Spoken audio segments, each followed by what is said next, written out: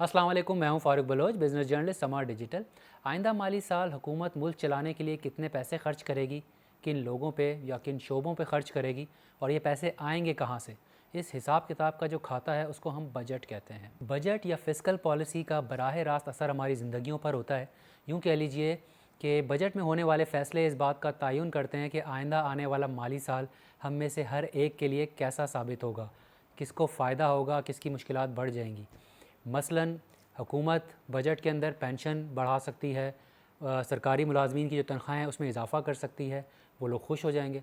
लेकिन अगर ये जो इजाफ़ी रकम है इसको फ़ाइनेंस करने के लिए जो सैलरी वाला तबका है, तनख्वाहदार तबका, नौजवान लोग, उनकी इनकम पर मज़ीद टैक्स लगाती है और उससे फ़ाइनेंस करती है, तो यकीनन वो लोग नाराज़ होंगे क्योंकि उनकी सेविंग्स हर्ट होंगी। ये मुमकिन है कि एक ही बजट में आप पेंशन भी बढ़ा दें, सैलरीज़ भी बढ़ा दें और इनकम टैक्स भी ना बढ़ाएं, लेकिन हुकूमत पाकिस्तान के पास वसाइल महदूद हैं, इसलिए हर किसी को खुश करना मुमकिन नहीं है और इसकी तवक्को भी नहीं रखनी चाहिए।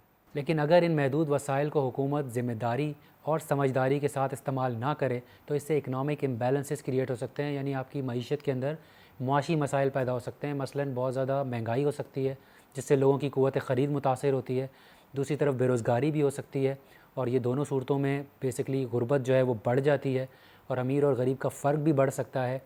तो ये तमाम वो मसाइल है जिनकी वजह से आपके जो है ना काफ़ी संगीन नताइज हो सकते हैं, यानी क्राइम रेट बढ़ सकता है और आपकी जो मुआशी और सियासी अदम इस्तेकाम है वो हो सकता है।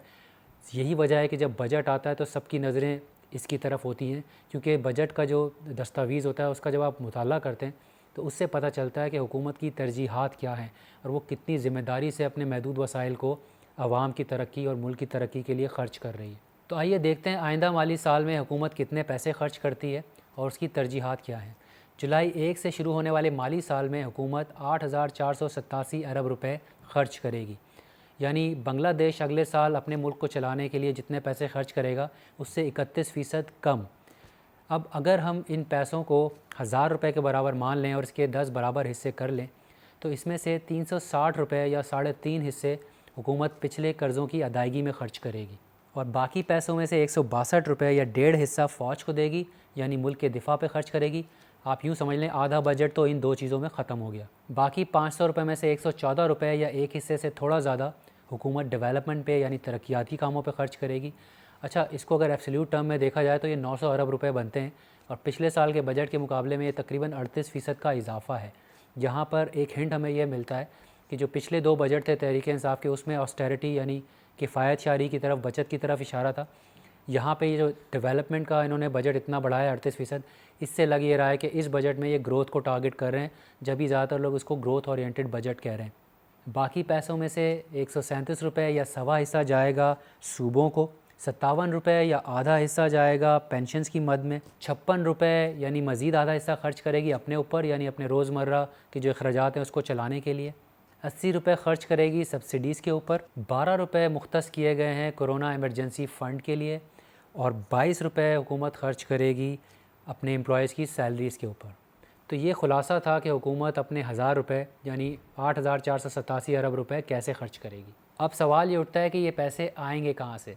दोबारा चलते हैं 1,000 रुपये वाले एग्जाम्पल पे। 1,000 रुपये जो खर्च किए, इसमें से हुकूमत 530 रुपये तो अपनी आमदनी की सूरत में लेकर आएगी और जो बाकी 470 रुपये हैं वो हुकूमत के पास हैं नहीं, यानी ये हमारा बजट का खसारा है। ये बैंकों से और दूसरे इदारों से उधार लेके पूरा किया जाएगा और इस खसारे की वजह यह है कि हमारे अखराजात ज़्यादा हैं और आमदनी कम है। तो चलें अब आमदनी की भी बात कर लेते हैं। हुकूमत की आमदनी का 73% जो है वो टैक्सेस की सूरत में आएगा और जो 27% है वो नॉन टैक्स रेवेन्यू, यानी 3 हिस्से जो है वो टैक्सेस से आएंगे और एक हिस्सा नॉन टैक्स रेवेन्यू से आएगा।